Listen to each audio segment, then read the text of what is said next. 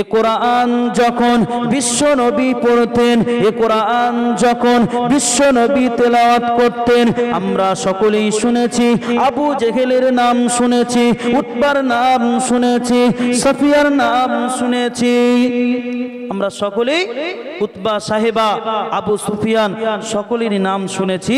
এরা ছিল রসুলের দুশমন, রসুলের বিরোধিতা করতেন। কিন্তু এনারা রসুলের জবান মোবারক থেকে কোরআন শোনার জন্য সারা রাত কি রাত আল্লাহর রসুলের ঘরের পাশেতে দাঁড়িয়ে থাকতেন। জোরে বলুন সুবহানাল্লাহ। সারা রাত দাঁড়িয়ে থাকতেন। একদিন বিশ্ব নবী রাহমাতাল লিল আলামিন কোরআন তেলাওয়াত করছেন নিজের হুজরা শরীফে, নিজের হুজরার ভিতরে কোরআন শরীফ তেলাওয়াত করছেন। গভীর রাত হয়ে গিয়েছে। আবু সুফিয়ান, উতবা, সাহেবা, আবু জেহেল তারা আল্লাহর রসুলের কোরআন যখন শুনতে পেলেন, কোরআনের আওয়াজ যখন শুনতে পেলেন, সকলেই বাড়িতে ছিলেন। কিন্তু আল্লাহর রসুল যখন তেলাওয়াত করছেন, আবু জেহেলের কানেতে যখন তেলাওয়াতের আওয়াজ চলে গেল, আবু সুফিয়ানের কানেতে যখন তেলাওয়াতের আওয়াজ চলে গেল, উতবা সাহেবার কানেতে যখন তেলাওয়াতের আওয়াজ চলে গেল, বাড়িতে আর বসে থাকতে পারলেন না। বাড়ির থেকে বাহির হয়ে চলে আসলেন, বাড়ির থেকে বাহির হয়ে চলে আসলেন। দৌড়ে দৌড়ে দৌড়ে দৌড়ে আল্লাহর রসুলের ঘর মোবারকের সামনে গিয়ে, ঘর মোবারকের সামনে গিয়ে আল্লাহর রসুলের জবান মোবারকে তেলাওয়াত শুনছিলেন। জোরে বলুন সুবহানাল্লাহ। ঘরের পাশেতে দাঁড়িয়ে এই চারজন কাফের আল্লাহর রসুলের বিরোধী এরা কি করছিলেন? কোরআন শুনছিলেন। একদিন নয়, দুদিন নয়, তিন দিন নয়, চার দিন নয়, রাত যায় দিন আসে, দিন যায় রাত আসে, রাত যায় দিন আসে, দিন যায় রাত আসে, এমনি করে কয়েকদিন চলে গেল। একদিন রাতেতে কোরআন শুনতে চলে গেলেন, রাত শেষ হয়ে গেল, ফজরের আযান হয়ে গেল, মুয়াজ্জিন আল্লাহু আকবার ধ্বনি দিয়ে দিলেন। ওই আবু জেহেল, উতবা সাহেবা, আবু সুফিয়ান তখন কোরআন শরীফটা শোনা বন্ধ করলেন। তখন তারা মনে মনে চিন্তা করলেন, আবু জেহেল চিন্তা করলেন, আমি রাসূলুল্লাহর, আমি মুহাম্মাদের কোরআন তেলাওয়াত শুনতে এসেছি। এ কথা যদি মক্কার মানুষেরা জানতে পারে, মক্কার মানুষেরা জানতে পারে, তাহলে কাল থেকে আমাকে আর মক্কার লিডার বলে মানবে না, কাল থেকে আমাকে আর গুরু বলে মানবে না, কাল থেকে আমার আর কোনো দাম দেবে না। আবু সুফিয়ানও চিন্তা করলেন, একই কথা চিন্তা করলেন, যদি আমাদেরকে মক্কার কোনো মানুষ দেখে ফেলে তাহলে আমাদের আর কেউ মানবে না, আমাদের আর কেউ মানবে না। যদি সকলেই যদি দেখে ফেলে তাহলে আমরা যে গুরু, আমরা যে মক্কার মানুষের কাছে নেতা, লিডার, আমাদেরকে আর কেউ মানবে না, কেউ মানবে না। সকলেই কিন্তু চিন্তা করছেন এইটা। আর যখন সকাল হওয়ার সময় হয়ে গিয়েছে, তারা চিন্তা করছেন যে এই রাত থাকতে থাকতে আমরা জাসের বাড়িতে চলে যাব। এটা কয়েকদিন ধরে হচ্ছে, কিন্তু এই দিন রাতেতে যখন বাড়ি যাওয়ার চিন্তা করলেন, কোরআন তেলাওয়াত শোনার পরে যখন বাড়ি যেতে ইচ্ছা করলেন, পথের মাঝখানেতে আবু সুফিয়ানের সাথে আবু জেহেলের দেখা হয়ে যায়, উতবা সাহেবার সাথে আবু জেহেলের দেখা হয়ে যায়, চারজনের সাথে দেখা হয়ে যায়। ভাই তুমি কোথায় গিয়েছিলে? আবু জেহেল বলে, উতবা তুমি কোথায় গিয়েছিলে? আবু সুফিয়ান বলে, ভাই আবু জেহেল তুমি কোথায় গিয়েছিলে? তুমি কোথায় গিয়েছিলে? তখন কেউ কাউকে বলতে চাচ্ছে না, সকলেই লুকিয়ে রাখছে। যদি আমরা বলি, আমি যদি বলি যে মোহাম্মদের কোরআন শুনতে গিয়েছিলাম, তাহলে এ আবু সুফিয়ান আমাকে আর মানবে না, উতবা সাহেব আমাকে আর মানবে না, ওই জন্য বলতেও চাচ্ছে না, ওই জন্য বলতেও চাচ্ছে না। তারপরে যখন একে অপরের যখন কথোপকথন হচ্ছে, তখন তারপরে বলে ফেললেন যে আমরা গিয়েছিলাম মুহাম্মাদের কোরআন শুনতে। সকলেই স্বীকার করলেন। স্বীকার করার পরে তখন বলছে ঠিক আছে, আমরা ভুল করেছি, আমরা ভুল করেছি, এখনো দিন হয়নি, রাত আছে, কেউ দেখতে পাবে না, আমরা চুরি করে সকলেই বাড়িতে চলে যায়, আর কোনোদিন এ কোরআন শুনতে মুহাম্মাদের কাছ থেকে কোরআন শোনার জন্য আর কোনোদিন আসবো না, আর কোনোদিন আসবো না। এ নবী পাকের উম্মতেরা, এ নবী পাকের দিওয়ানারা, ভালো করে শুনে রাখুন, রাত যায় দিন আসে, দিন যায় রাত আসে, এমনি করে কয়েকদিন চলে গেল। প্রথম দিন ধরা খেল, দ্বিতীয় দিন মুহাম্মাদুর রাসূলুল্লাহ সাল্লাল্লাহু আলাইহি ওয়াসাল্লাম কোরআন যখন তেলাওয়াত করতে শুরু করলেন, কোরআন যখন পড়তে শুরু করলেন, কোরআন যখন মধুর বাণী দিয়ে তেলাওয়াত করতে শুরু করলেন, আবু জেহেল বাড়িতে শুয়ে আছে, আবু সুফিয়ান বাড়িতে শুয়ে আছে, উতবা সাহেবা বাড়িতে শুয়ে আছে, কিন্তু তাদের কানের ভিতরে আল্লাহর রাসূলের কোরআনের আওয়াজ চলে যায়। তারা শুয়ে শুয়ে শুয়ে শুয়ে চিন্তা করছে, আল্লাহর রাসূলের মধুর বাণী কোরআন, আল্লাহর রাসূল তেলাওয়াত করছে, তাদের কানে যখন এই তেলাওয়াতের আওয়াজটা যায়, তাদের দিলটা নরম হয়ে যায়, তাদের অন্তরটা কেঁদে ওঠে। তারা চিন্তা করে একটু যাই, একটু গিয়ে মুহাম্মাদের কোরআনটা শুনি, এই সময় আর পাবো না, পাবো না। আবু জেহেল চিন্তা করছে, আমি যদি না যাই, আমি তো মুহাম্মাদের সব সময় বিরোধী করি, আমি তো মুহাম্মাদকে দিন প্রচার করতে দেই না, আমি তো মুহাম্মাদের কঠোর বিরোধী। তারপরেও আমি একবার এ কোরআন যখন আমার কানেতে আসে, আমি আবু জেহেল আমি আর শুয়ে থাকতে পারি না। আবু জেহেল বলল, আমি আর শুয়ে থাকতে পারবো না, আমাকে যেতে হবে, মুহাম্মাদের কোরআন শুনতে যেতে হবে। এদিকে আবু জেহেল, উতবা সাহেবা, আবু সুফিয়ান সকলেই মিলে দৌড় দিলেন আল্লাহর রাসূলের কোরআন শোনার জন্য। জোরে বলুন সুবহানাল্লাহ। আবু সুফিয়ান, উতবা সাহেবা, আবু জেহেল দ্বিতীয় দিন রাত্রে কোরআন শোনার জন্য ফের রাসূলের ঘর মোবারকের পাশে চলে গেলেন। এমনি করে কোরআন শুনতে লাগলেন।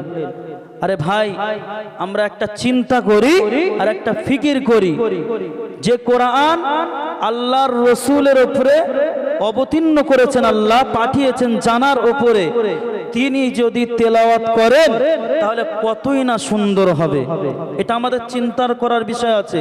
আজ আমরা দুনিয়ায় হাফেজ আছি, মাওলানা আছি, কারি সাহেব আছি, কারি সাহেবরা তেলাওয়াত করলে মনে হয় যেন 5 মিনিট বসে কোরআনটা শুনি, এটা আমাদের মনে হয়।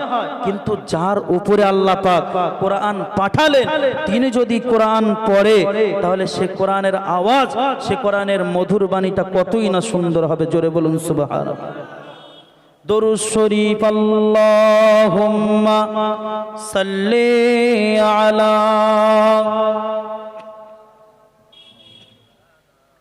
মোহাব্বতে পড়ুন ওয়া আলা আলি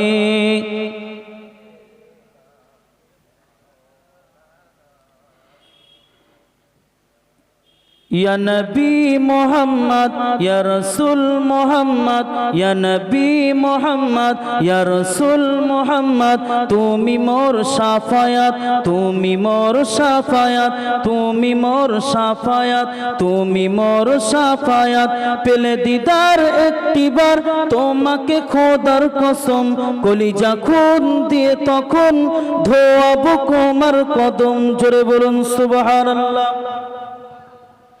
পেলে দিদার একটিবার তোমাকে খোদার কসম কলিজা খুন দিয়ে তখন ধোয়াবো তোমার কদম। ওয়েস কুরনি দেখেনি ভাঙে ইশকে সকল দাঁত তুমি মোর শাফায়াত তুমি মোর শাফায়াত। আল্লাহুম্মা সাল্লি আলা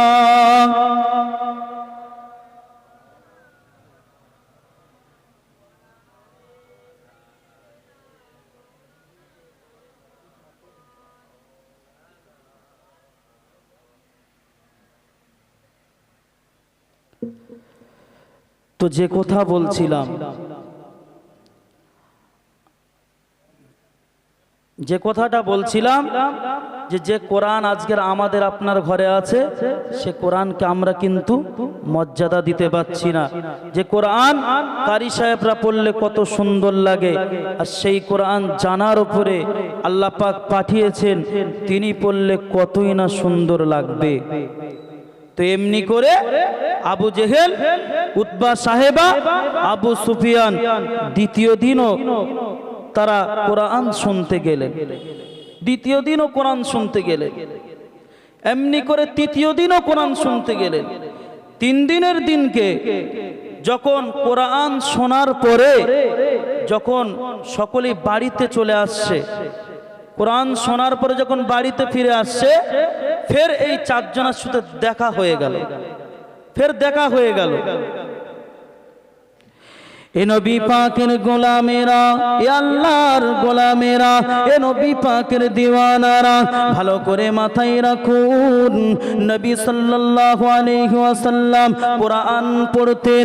কাফের বেদিন মুশরিকরা আল্লাহর রাসূলের কোরআন শোনার জন্য জবান মোবারকতে পাগল হয়ে যেতেন। একদিন নয়, 2 দিন নয়, 3 দিনের দিনকেও একই অবস্থা। আবু জেহেল উতবা সাহেবা আবু সুফিয়ান কোরআন শুনতে গেলেন, সারা রাত ধরে কোরআন শুনছেন, সারা রাত ধরে কোরআন শুনছেন। ফজরের আজান হয়ে গেল, ফজরের আজান হয়ে যাওয়ার পরে আবু সুফিয়ান উতবা সাহেবা আবু জেহেল সকলেই চিন্তা করলো এবার আমাদেরকে বাড়িতে ফিরে যেতে হবে। আমরা যদি বাড়ি না ফিরে যাই সকাল হয়ে গেলে মক্কার মানুষেরা যদি দেখে ফেলে আমাদেরকে সকাল বেলা থেকে আর লিডার বলে মানবে না, আমাদেরকে সকাল বেলা থেকে অবজ্ঞা করবে না, আমাদেরকে আর কেউ মানবে না, আমাদের কথা আর কেউ শুনবে না। এই জন্য আমাদেরকে এবার চলে যেতে হবে, আর শুনলে হবে না। ওই আল্লাহর নবী কোরআন পড়তেন আর কাফের বেদিনরা কোরআন শুনতেন। আবু জেহেল উতবা সাহেবা আবু সুফিয়ান এবার বাড়িতে যেতে লাগলেন। যাওয়ার মধ্যে আবার ফের সকলের সাথে দেখা হয়ে গেল, সকলের সাথে দেখা হয়ে গেল। আবু জেহেল বলল, ভাই আবু সুফিয়ান তুমি কোথায় গিয়েছিলে? উতবা সাহেবা তুমি কোথায় গিয়েছিলে? উতবা সাহেবা বলল, আবু জেহেল তুমি কোথায় গিয়েছিলে? সকলেই এমন ভাবে একই অবস্থা, এমন ভাবে আবার ফের বলতে লাগলেন। আবু জেহেল বলতে লাগলেন, ও ভাই আবু সুফিয়ান, ও ভাই উতবা সাহেবা শুনে রেখে দাও, জেনে রেখে দাও, আমি আবু জেহেল আমি মুহাম্মাদের কোরআন শুনতে গিয়েছিলাম। আবু সুফিয়ান বলল, আমি মুহাম্মাদের কোরআন শুনতে গিয়েছিলাম। উতবা সাহেবা বলল, আমি মুহাম্মাদের কোরআন শুনতে গিয়েছিলাম, আমি মুহাম্মাদের কোরআন শুনতে গিয়েছিলাম। তৃতীয় দিন, 3 দিনের দিনকে যেদিন ধরা খেলেন সকলেই বলছেন, স্বীকার করে ফেললেন যে আমি মুহাম্মাদের কোরআন শুনতে গিয়েছিলাম। তো এইবার এই চারজনা মিলে একটা পরামর্শ করলো, যুক্তি করলো, যদি আমরা যদি এরকম ভাবে মুহাম্মাদের যদি কোরআন শুনতে আসি তাহলে আমাদের দলে আর বেশি কেউ থাকবে না, সব মুহাম্মাদের দলে চলে যাবে, সব মুহাম্মাদের দলে চলে যাবে, আমাদের দলে আর কেউ থাকবে না।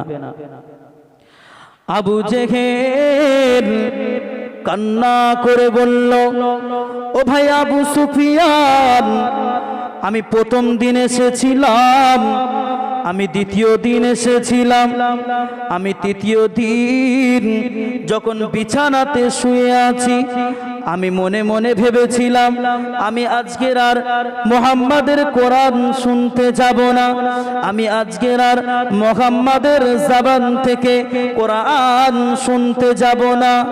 ভাই আবু সুফিয়ান শুনে রেখে দাও, জেনে রেখে দাও, তৃতীয় দিন আমি এই আশা নিয়েছিলাম যে মুহাম্মাদের কোরআন আমি আর শুনতে যাব না, কিন্তু যখন রাত হয়ে গেল, মুহাম্মদ যখন কোরআন তেলাওয়াত করতে শুরু করলেন, কোরআন পড়তে যখন শুরু করলেন, আমি আবু জেহেল আমি বিছানায়তে শুয়েছিলাম, আমি যাব না বলে ঠিক করেছিলাম। মুহাম্মদ যখন কোরআন পড়ছেন আমার কানেতে আওয়াজ আসছে, আমার মনটা বড় খারাপ ছিল, কেননা আমি যেতে পাচ্ছি না, এমন একটা আওয়াজ আমার কানেতে এসছে। ভাই আমার মনটা বড় দুঃখ বেদনা হতে লাগলো, তারপরেও আমি যাব না বলে চিন্তা করলাম। কিন্তু এমন একটা সময় মুহাম্মাদের তেলাওয়াত যখন চলছে, আসমান থেকে আকাশ থেকে একটা গায়েবী আওয়াজ আসলো, এ আবু জেহেল চলে যা, চলে যা, চলে যা, এরকম বাণী, মধুর বাণী আর শুনতে পারবি না। আবু জেহেল চলে যা, চলে যা, চলে যা। আবু জেহেল উতবা সাহেবাকে বলছে, এই আওয়াজটা যখন আমি পেলাম, এই আওয়াজটা যখন আমি পেলাম, তখন আমি চিন্তা করলাম আমি আর শুয়ে থাকবো না, বিছানাটাও যেন আমার শত্রু হয়ে গিয়েছে। আমি আবু জেহেল বিছানাতে শুয়ে আছি, কিন্তু বিছানাটা যেন আমার জন্য কাটা হয়ে গিয়েছে। আমি না থাকতে পেরে আমি মুহাম্মাদের কোরআন শুনতে চলে আসলাম। জোরে বলুন, আর একটু জোরে বলুন সুবহানাল্লাহ। তাহলে এই কোরআনের মর্যাদা কতটা, কিন্তু আমরা কোরআনের মর্যাদা দিতে পাচ্ছি না। আমাদের বাড়ি, সবার বাড়ি কোরআন, কিন্তু তাকে থাকে পড়ার সময় আমাদের হয় না। সেই কবে রমজান মাস আসে তারপরে আমরা একটু কোরআনটা খুলে দেখি, তারপরে কোরআনটা খুলে দেখি, কিন্তু কোরআন পড়লে সব আছে, কোরআন পড়তে না পারলে দেখলে শুনলে সব আছে। তাহলে যে কিতাবটা খুললে, যে মূল্যবান মহাগ্রন্থ কিতাবটা খুললে যদি সব হয়, শুনলে যদি সব হয়, তাহলে সেই সব দিক থেকে যদি আমরা বিরত থাকি, তাহলে আল্লাহ পাক কি আমাদেরকে ছেড়ে দেবেন বলে মনে হয়? আল্লাহ পাক আমাদেরকে ছাড়বেন না। আল্লাহ পাক তো বলেছেন, আমি ছাড় দিয়েছি কিন্তু ছেড়ে দেইনি, আমি তোমাদেরকে ছাড় দিয়েছি। দুনিয়ার জমিনে তোমরা কেউ 60 বছর, কেউ 70 বছর, 20 বছর, 40 বছর জিন্দগি কাটাচ্ছ, কাটাও, কিন্তু ভুলে গেলে চলবে না যে আমাকে আবার পুনরায় আল্লাহর কাছে চলে যেতে হবে। যে আল্লাহ আমাদেরকে এত আশা, এত ভালোবেসে দুনিয়ার জমিনেতে পাঠিয়েছেন, সেই আল্লাহর কাছে কিন্তু আমাদেরকে আবার ফিরে যেতে হবে। এই কোরআনকে নিয়ে কোটা ঘটনা বলবো, আপনারা সকলেই শুনেছেন যে হযরতে ওমর রাদিয়াল্লাহু তাআলা আনহু যখন কাফেরদের দলে ছিলেন, তখন আল্লাহর রাসূলের কঠোর বিরোধী ছিলেন। ওমর কঠোর বিরোধী ছিলেন, আল্লাহর রাসূলকে সহ্য করতে পারতেন না। আল্লাহ রসুলের গর্দান কাটবে বলে তাই, কল্লা আলাদা করবে বলে তাই চিন্তা করলেন। তরোয়াল হাতে নিয়েছে যে আমি আল্লাহ রসুলের, নবী মুহাম্মাদের আমি কল্লাটা আলাদা করে ফেলবো। কিন্তু ওমর যে ইসলামের ছায়াতলে আসবে এটা আমার আল্লাহ নবীকে জানিয়ে দিয়েছিলেন। জোরে বলুন না সুবহানাল্লাহ। এটা জানিয়ে দিয়েছিলেন, কিন্তু ওমরের দিলটা নরম হয়েছিল কিসের কারণে? কোরআনের কারণে। দিলটা নরম হয়েছিল কোরআনের কারণে। কোরআনের আয়াত শুনে তার দিলটা নরম হয়ে গিয়েছিল। এই ওমরকে যখন ঘোষণা করা হলো যে কে আছো, মুহাম্মাদের কল্লা কাটতে হবে, মুহাম্মাদের গর্দান কাটতে হবে। জোরে বলুন না নাউজুবিল্লাহ। মুহাম্মাদের গর্দান কাটতে হবে, কল্লা কাটতে হবে। কে আছো? কেউ হাত তোলেনি। কতগুলো মানুষ ওখানে বসেছিলেন কিন্তু কেউ হাত তোলেনি। হাত তুলেছিলেন ওমর, যিনি এখন খলিফাতুল মুসলিমিন হযরত ওমর ফারুক রাদিয়াল্লাহু তাআলা আনহু। তিনি হাত তুললেন যে আমি মুহাম্মাদের কল্লা কেটে আনবো, আমি ছাড়া কেউ পারবে না। কল্লা কাটতে চলে গেলেন, কিন্তু কাটতে চলে যাওয়ার পরে কি হলো? সে ইসলামের ভিতরে চলে আসলেন। এটাই হচ্ছে ইসলাম। ইসলাম হচ্ছে শান্তির ধর্ম। এই ইসলামের ভিতরে আমাদেরকে আল্লাহ পাক পাঠিয়েছেন, কিন্তু আমরা সঠিকভাবে চলতে পারছি না। সঠিকভাবে যদি আমরা চলি আল্লাহ পাক আমাদেরকে অবশ্যই জান্নাত দেবেন।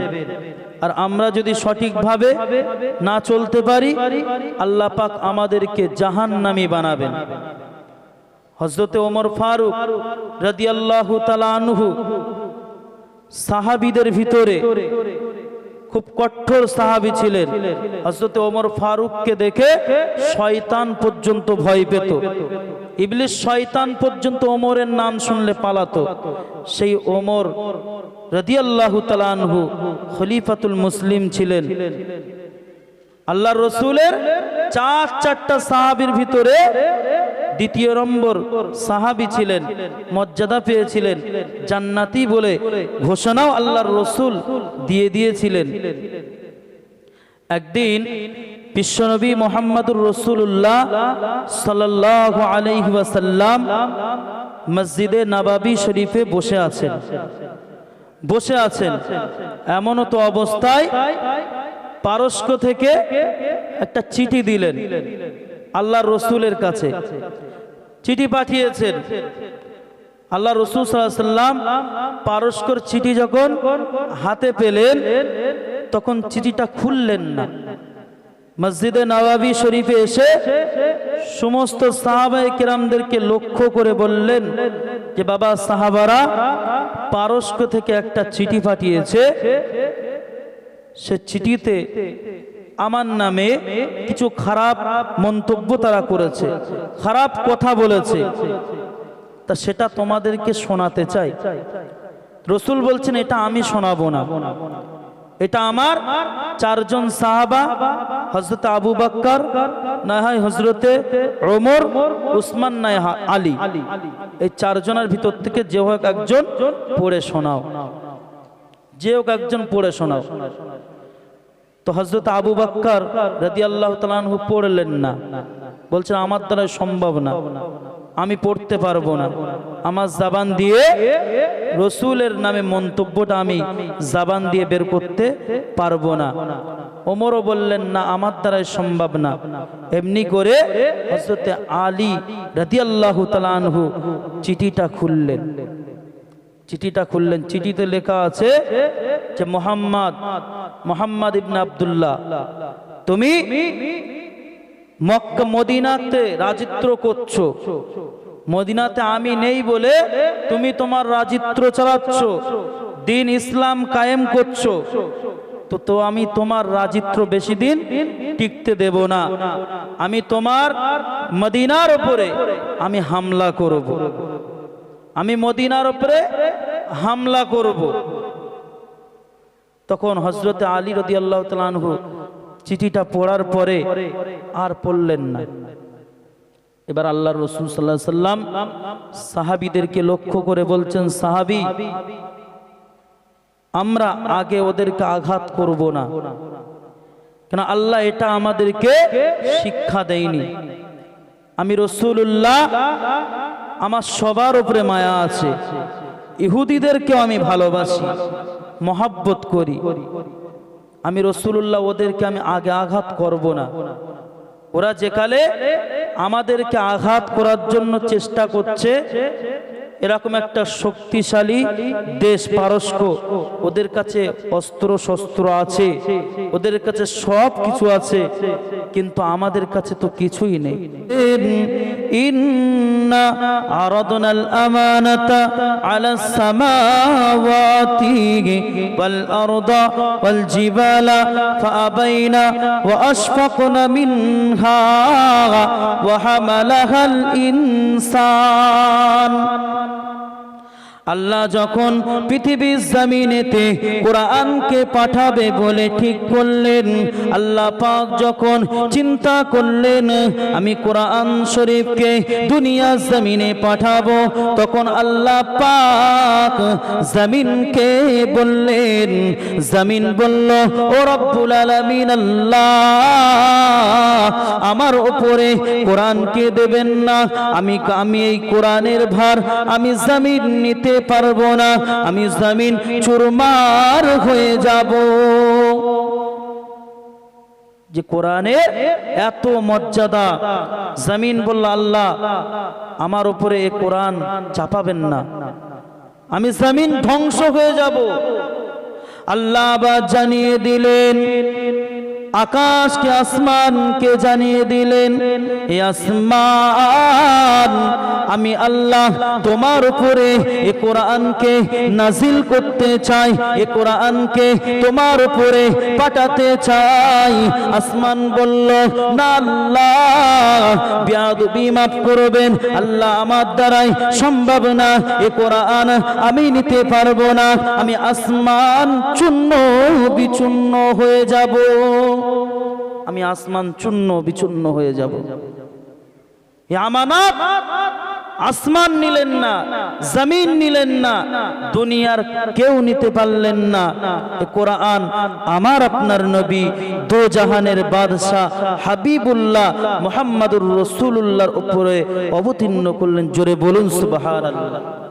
কি কোরআন আমরা পেয়েছি, তারপরেও কোরআনের মর্যাদা আমরা দিতে পারি না। এই কোরআনের আয়াত শুনে কঠোর মানুষ ইসলামের পথে এসেছিলেন। আমরা অনেকে শুনেছি যে কোরআনের আয়াত শুনে, কোরআন পড়া শুনে হযরতে ওমরের মতন কঠোর মানুষ ইসলামের ভিতরে দাখিল হয়েছিলেন। জোরে বলুন সুবহানাল্লাহ। এ কোরআন এমন একটা কিতাব, আবু জেহেলের নাম আমরা সকলেই শুনেছি, প্রত্যেকেই শুনেছি যে আবু জেহেল আল্লাহর রাসূলের বিরোধী করতেন, দুশমনি করতেন, তারপরেও আবু জেহেল কিন্তু আল্লাহর রাসূলের জবান মোবারক দিয়ে কোরআন শুনতেন। জোরে বলুন সুবহানাল্লাহ। তো কোরআন সম্পর্কে আলোচনা করছি, এ কোরআনের কি মর্যাদা, আর আমরা কতটা কোরআনকে মর্যাদা দিতে পারছি। বিশ্ব নবী, সোনান নবী, মান নবী মুহাম্মদুর রাসূলুল্লাহ মসজিদে নববী শরীফে, মসজিদে নববী শরীফে যখন কোরআন তেলাওয়াত করতেন, মধুর সুরে তেলাওয়াত করতেন, কাফের বেদিন বেঈমানরা মসজিদের পাশ থেকে যেতেন, মসজিদের পাশ থেকে যখন যেতেন, আল্লাহর রাসূলের কোরআনের আওয়াজ শুনে দাঁড়িয়ে যেতেন। শুধু দাঁড়াতেন না, কোরআনের আওয়াজ শোনার পরে তারা ধীর স্থির ভাবে কোরআনের বাণীগুলো শুনতেন। জোরে বলুন সুবহানাল্লাহ। কাফের বেদিন মুশরিকরা যারা আল্লাহর রাসূলের বিরোধী করতেন, সব সময় রাসূলুল্লাহকে বিরোধী করতেন, তারাই আল্লাহর রাসূলকে, আল্লাহর রাসূলের জবান মোবারক থেকে কোরআন শোনার জন্য তারা অপেক্ষা করতেন, ঘন্টার পর ঘন্টা অপেক্ষা করতেন। আর সেই কোরআন আমাদের ঘরে, আপনার ঘরে, সকলের ঘরে এসেছে, কিন্তু সে কোরআনকে আমরা মর্যাদা সঠিকভাবে দিতে পারি না। এ কোরআন যখন বিশ্ব নবী পড়তেন, এ কোরআন যখন বিশ্ব নবী তেলাওয়াত করতেন, আমরা সকলেই শুনেছি। আবু জেহেলের নাম শুনেছি, উতবার নাম শুনেছি, সাফিয়ার নাম শুনেছি।